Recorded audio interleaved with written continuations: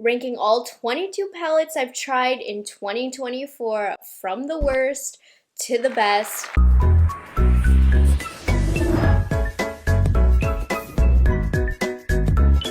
Eyeshadows used to be the bread and butter of the makeup industry, so I used to do this video like every single month, but brands aren't launching eyeshadow palettes as much. What's in style or trendy, I would say, is complexion and very minimal eye products, like one and done products, if any. So there hasn't been as many for me to rank, but collectively for the year so far, I've tried 22 eyeshadow palettes that I'm going to share with you today.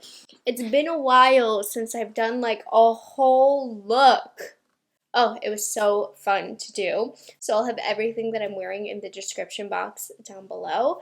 But let's get into it, starting with 22, the worst eyeshadow palette that I've tried this year. So 22 and 21 are they're sisters. They're from the same collection. I just don't think that these palettes are worth it.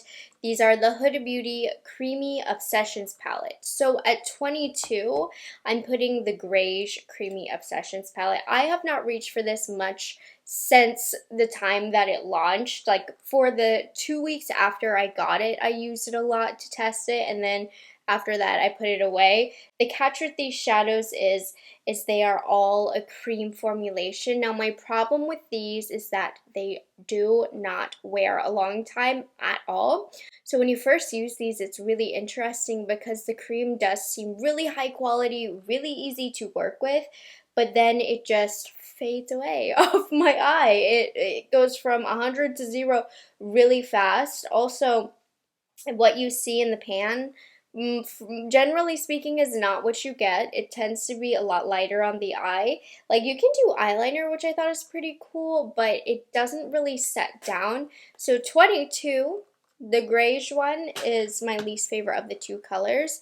I do feel like with number 21, which is the neutral brown creamy obsessions, at least this one, like I've gotten a lot more looks that I like with this palette, and the shimmers in these two palettes aren't terrible, but the whole catch with these palettes is cream eyeshadows, and I do not like the way that they perform. I do not think they're worth the money. Huda Beauty has some great products, some great eyeshadow palettes. The Creamy Obsessions palettes didn't hit for me. And it makes me sad because you know what?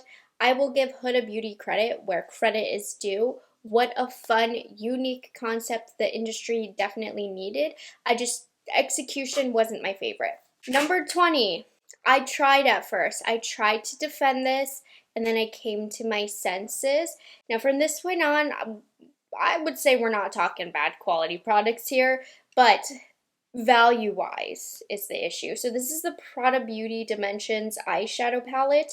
I got mine in 01, and I tried to convince myself that this was cute, but I've decided the palette's like kind of ugly. Personal preference, of course.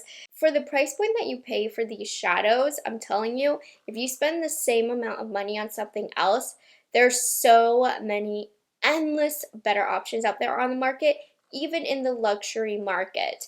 Go Tom Ford. Don't go Prada Beauty. These shadows, they work nice. I think they blend out to be a little bit sheer, but for the most part, like they are a luxury eyeshadow formula, but there's way better for the value, for the price that you're spending. So these just aren't worth it. I would say quality-wise, probably doesn't deserve to be rock bottom. However, value-wise, what you're getting for what you're spending, it does deserve to be rock bottom. So that's why I have this here. Number 19 is a really affordable palette. So I have to say it honestly isn't bad if you only have a few bucks to spare. This is the Hard Candy Moods Monochrome Shadows in the shade Purr, and these colors are really gorgeous. I will say, you know what, I am not a fan of drugstore eyeshadow palettes. Generally speaking, I can tell the difference.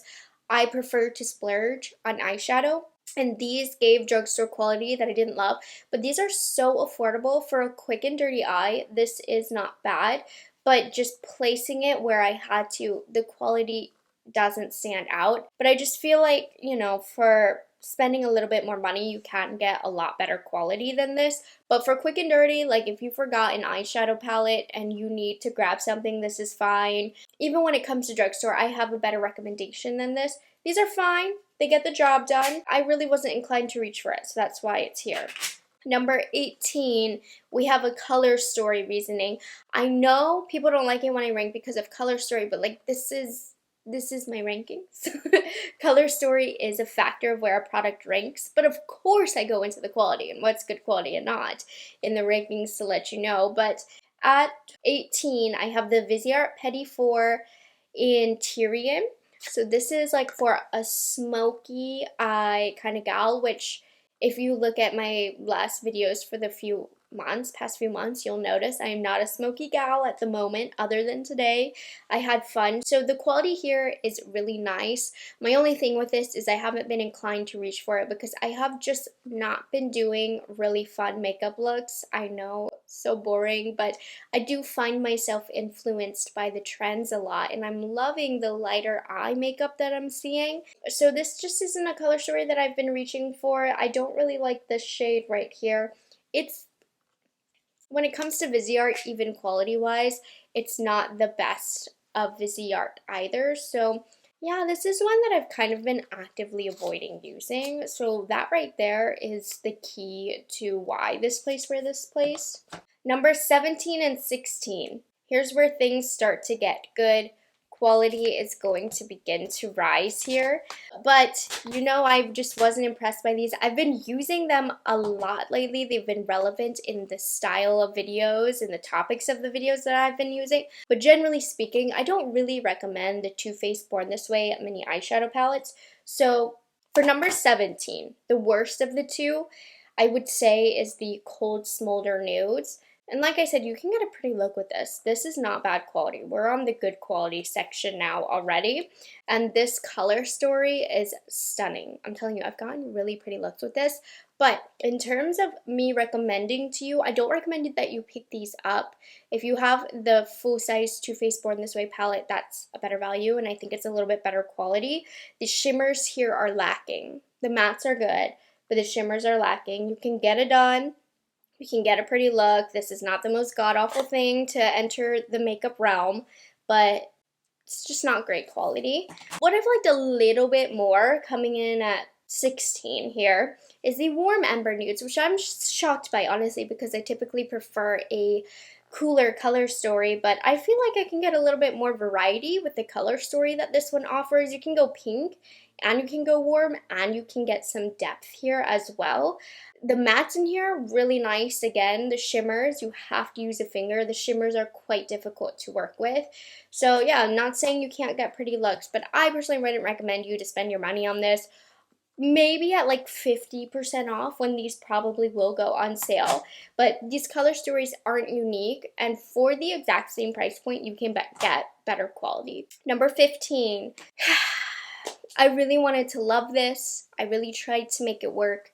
I like the original one of this better, but I just wasn't in love with the Danessa Myricks Groundwork Blooming Romance palette. I did do a full review on it, and I had to film it twice because I was just having difficulties with this palette, and I've tested a lot of makeup in my time. I would go as far as to say, like, I'm good at doing makeup and making makeup work.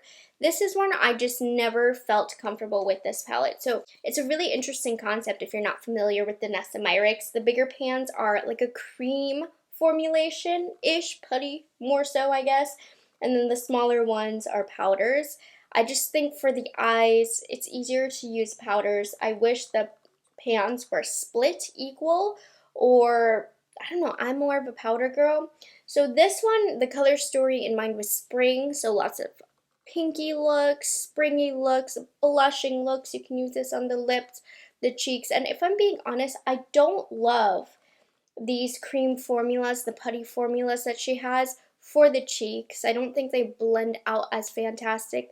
They don't look as great on the lips. I'm more inclined to reach for an actual lip product.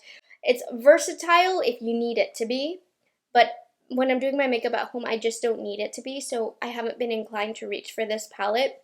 I also haven't been into super springy pink looks, which is what you get with this, so just due to the colors, I'm not going to reach for this a lot. And I've tried various different looks with this, and I've just never been like in love with my makeup on the days that I wear this. So it's just not a palette for me. The original Groundwork, where it's more nudes and browns and skin tone colors, I do find that palette to be a lot more versatile and easy to use and just something I'm more inclined to reach for. This, unfortunately, I didn't end up loving it like I was hoping that I would, and I just gotta be honest about that. It wasn't the easiest for me to use either. So coming in at number 14, it's a similar color story to Danessa Myricks. It's the Isam the Artistry palette. So this is their all matte palette, and it's really great for makeup artists. If I still was an active makeup artist, I would definitely put this in my kit. So this is very, very good quality. I highly recommend these Isam palettes, especially for people who are makeup artists or just need a lot of variety in color. So this color story here, it's the Harmony palette, as you can see, is for spring. And I feel similarly color story wise that I do to the Danessa Myricks. I'm just not loving these colors right now for some reason, so I'm not inclined to reach for it. I don't love my makeup when I wear this, but issue is not the quality of this.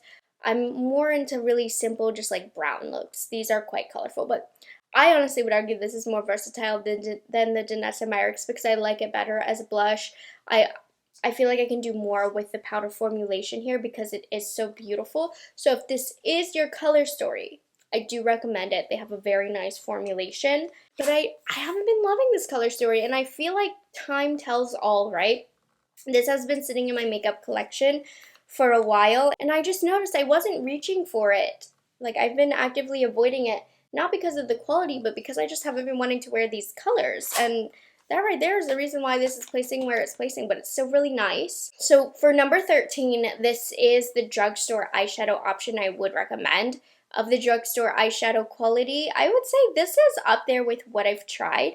So I dipped my toes into my first CoverGirl clean color eyeshadow palette. So I went with Golden Toffee. I have a couple more that I'm excited to pull out. Not only did I say I was pleasantly surprised with this, but so many of you guys were saying like this is the best eyeshadow palette at the drugstore that you can just go and pick up. And this color is so pretty for every day. I loved my makeup when I wore this, and longevity was pretty good with this as well. My only thing is that these have a tendency to overblend, particularly the mattes here. So if you want the opacity that you see in pan, pat it on and only blend out the edges, because I find if you haphazardly go in to blend, the depth of the shade will go fast. But that can also be good if you're not good at blending. Something like this could kind of help teach you because it's not going to get patchy or spotty. Anyways, this is a really nice pickup from the drugstore. I can't wait to test some other colors. But yeah, CoverGirl did a good job with this.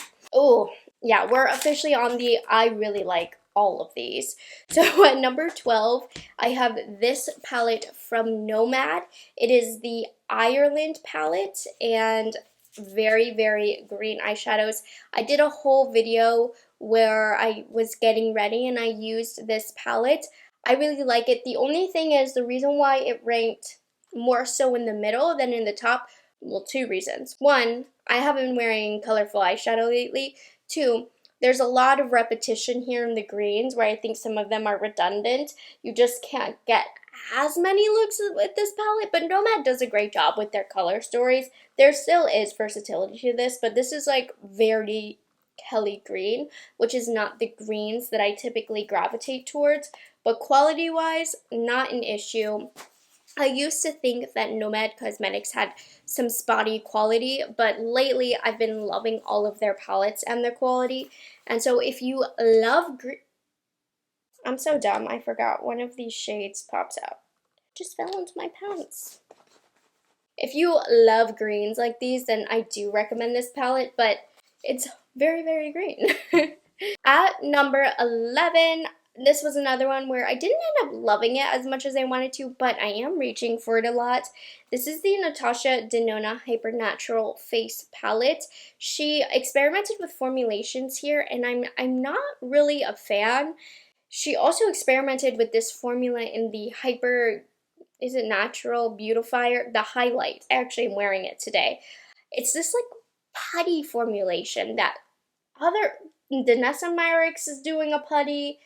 Huda Beauty did the cream. I don't like them. And that's that. So this one has a bronze and contour, which I actually surprisingly really liked. I like the blushes. It's the eyeshadows that I don't care for. You can get pretty looks, but they don't give the opacity that you see in pan. I find them a little difficult to work with, even though they're supposed to be super easy to work with. There is a saving grace in this palette though. This shade Dreamy right here, I reach for it all of the time. So I'm not necessarily reaching for the palette as much as I am just for this color, which gives the prettiest glimmery, shimmery wash of color on the lid. Like I'll just put a little bit of the bronzer here and then Dreamy on top. That's what I'm using this palette for. So it is getting use from me for sure, but only like 2 shades. So for the Natasha Denona price point, she creates my all-time favorite eyeshadow palettes. She even has great complexion cheek colors as well, and I'm just not getting that from this palette. I don't have my deep love that I have for her other stuff in this palette.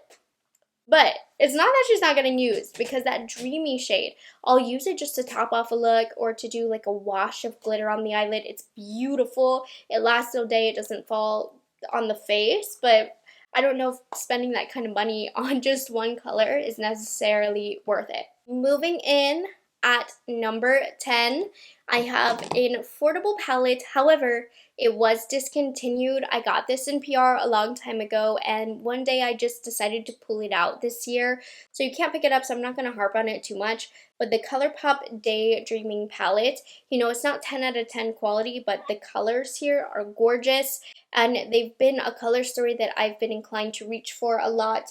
It's just really pretty how cool toned this is. I would love to see some high-end brands come out with colors like these, because I think that even though eyeshadow isn't as in right now, color stories like these are so easy to do one and done, two and done eyeshadow looks with that are popular, and these shimmers are just so pretty on the eyelids. These have ended up being like one of my more used ColourPop palettes, and I say these plural because there's another one coming up soon. Number 9 is this one from Odin's Eye. So we're coming towards the top. Odin's Eye always hits the top. This is the Mighty Monster palette that they did in collaboration with Annette. Really beautiful, very vibrant shades, a lot of depth here, so I haven't gotten as much use out of it as I would have liked, but I've been keeping it pretty simple with my eye looks most days, so this isn't one that I'd reach for for simple eye looks. However, as always, Odin's Eye has the best quality, the prettiest shimmer quality. Annette did a great job once again with the color story that she created, so this is definitely a beautiful pickup that I do recommend. Coming in at number 8 again is that other ColourPop palette that I was talking about. So it's also limited edition. It's been discontinued at this point, but this one is even more neutral. This is the Feels. I love this. It has this gorgeous green that I reached for a lot. So even on days where I really wasn't focusing on the eyes, I found myself reaching for this palette just to put a little bit of zhuzh on the eye. This palette has been great. You know, quality is probably like 7 out of 10, but it doesn't matter. You just pop it on and you go, and it looks really great. So yeah, unfortunately not available anymore, but a really great color story that I have reached for, especially a lot off camera since it is discontinued. Number 7, ladies and gentlemen, is the palette that I am wearing today. I watched an Indian bridal makeup tutorial recently, and it inspired me today to go really black on the waterline, but I'm talking about the Nomad New Zealand Stargazing palette. Now, this palette, I haven't reached for a ton, but I've been having so much fun for it when I did reach for it. I really like the versatility and the looks that I've been able to create with this palette as well. Well, first of all, take a look at this. These are really pretty kind of intergalactic colors, definitely out of my comfort zone. No matter what phase of life I've been in, I've always been uncomfortable with these shades, but it really has sparked a lot of creativity in me, and I've had so much fun using this palette every time. There's some multi-chrome shifty shades in here as well, and I just think it's really important that I've had a lot of fun with this palette and that it sparked creativity in me, hence why it's ranking so high. So to create today's look, I went in with Queenstone Skyline, and I just kind of use that as my base crease color, transitional color on my crease and then on my lower lash line as well. And then to start slowly building up to some color, which I'm uncomfortable with at this point, I went in with some of Southern Lights, and that started to add the pop of color to my eye. So I kept that more on the outer half of the crease, and then I followed up on the lower lash line with this shade as well. And then to start that true pop of color, I went in with Auckland Stardome right here, and this added that fun pop of pink that you can see kind of peeking through on the edge of my look right now still. So easy to blend, so pigmented, just an overall easy to use product. And then for that depth, I went in with this dark Mackenzie shade. It's like a dark purple color. Again, these shades can be really difficult to use. They can be very patchy, but not this one. I just circled that in the outer part of my crease, and then I kind of traced that along my whole lower lash line as well. That's more later in the look that I trace that along my lower lash line, but this is one of the stars of the show that just makes the look, and I love a contrast between a warm shade and a dark purple like that. So I went in with one of the duochrome shades. This is Jewel Box. I used my finger and I put it all over the eyelid. Stunning, no fallout, and it contrasts with the purple so beautifully. And then the last thing I did, I popped a black eyeliner from Laura Mercier in the waterline. And so I went in with Dark Sky Nation, which is a really great quality black. I just patted that along my upper lash line to create a wing. And then I used a pencil brush and I blended out my black eyeliner. And that's when I went in with the purple as well underneath to have something that the black could fade out to. And that, ladies and gentlemen, is how I got this gorgeous look. So all that being said, I really enjoyed the quality of this palette. It's given me opportunities to play with eyeshadow again, and I've had so much fun with it. Moving on to number 6. Ooh, I know this ranked really high, but I really like it. This is the Skin by Kim Classic Mattes eyeshadow palette. I know a lot of you are anti-Kardashian, which totally understandable. Curiosity got the best of me. I had to know. And it is a very warm, all matte eyeshadow palette. But just with the style of makeup looks that I've been doing a lot lately, where I'll just pop something in the crease and then something on the eyelid, this palette has been perfect for that. The shadows are really buttery. I mean, it's not the most unique palette on the market, but having it out next to me in my drawer space when I do my makeup, I would be lying if I didn't say this wasn't a palette that I reach for a lot, and that's really nice quality. I do think it's expensive for what it is and how it looks. I'm not saying that, you know, but I'm embarrassed. Can you tell? I've been using it a lot though, and that's all I'm gonna say. Moving on to number 5, I have another Odin's Eye palette. I cannot not love an Odin's Eye palette. So this one is the Spring Dragon palette in collaboration with Judy. An amazing go-to palette for spring, you guys. If you're looking for a pastel palette, so not only did Judy create a beautiful curation of light pastel colors, but it's Odin's Eye formula, so it's just fabulous. And if you're looking for some inspiration and you're not sure what to do with this, because this is not going to be everybody's cup of tea, I definitely recommend you check out her page because she does really beautiful looks with this, and she's very much so in the Asian beauty space, K-beauty. She even uses J-beauty, so this is what's trending over there. So she's a great resource to go to learn how to use this palette, but you can get such fun looks with this. Now for number 4, I have this one, also from Odin's Eye. I just love these so much, even if I don't reach for them a ton. Every time I use them, it's just a joyous experience. This is the Earthwood palette with Fancy Face, who collaborated on it. And this is the perfect curation of fun, but still within my comfort zone. I love that she has this lilac, which is such good quality. She has some mossy greens here, but then also some pops of color, but then brown as well. This is my kind of palette right here. These have my kind of pops of color, if you will.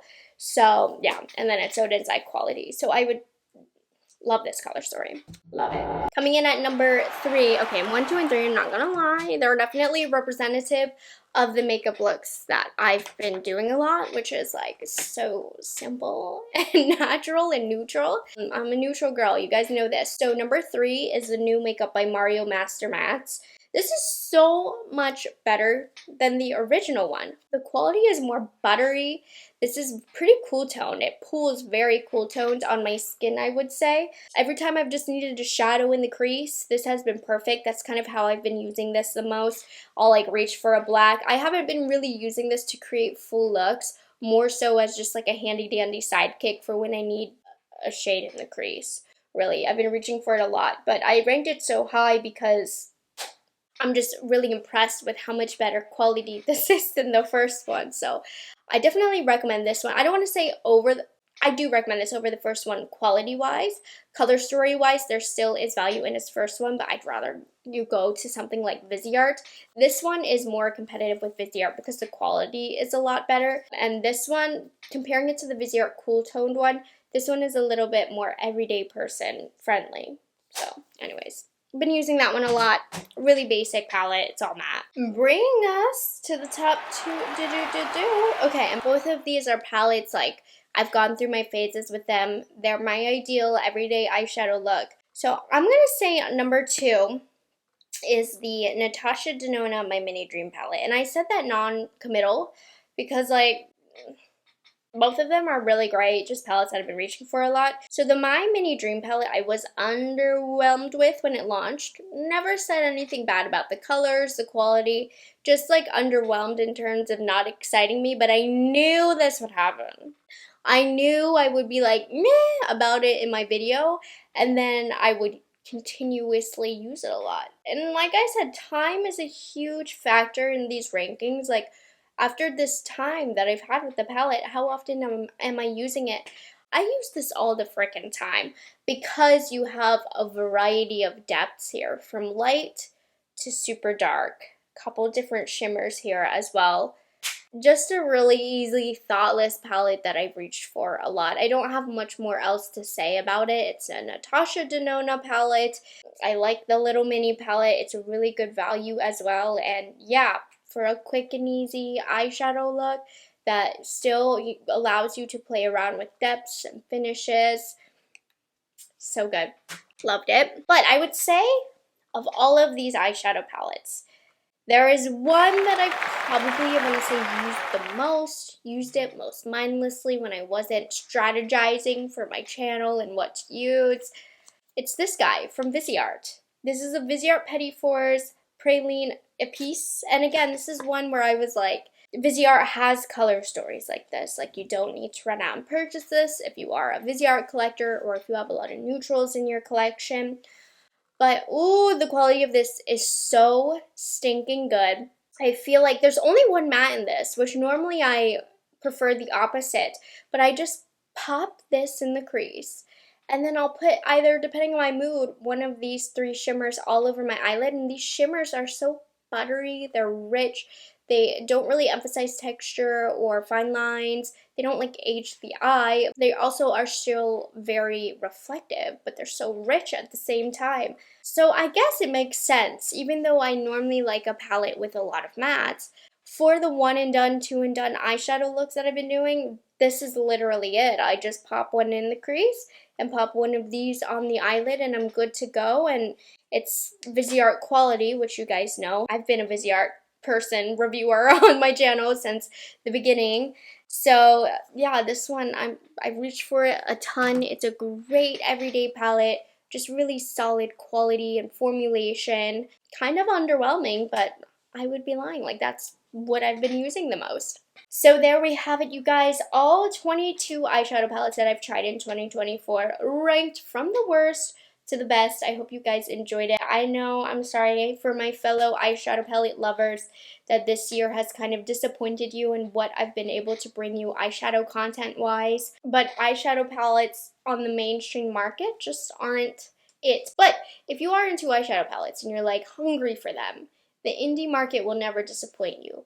Odin's Eye, Nomad, Glaminatrix, they've all come out with really fun eyeshadow stories as if the trends don't matter. They aren't relevant. Like, they're still coming out with the great palettes. So I definitely recommend checking into indie brands if you are feeling a void, a hole in your heart for eyeshadow palettes. So I hope you guys enjoyed this video and found it helpful. If you've tried any of these palettes down below, let me know what you think of them. And I'll see you guys in the next one. Bye guys, have a good one.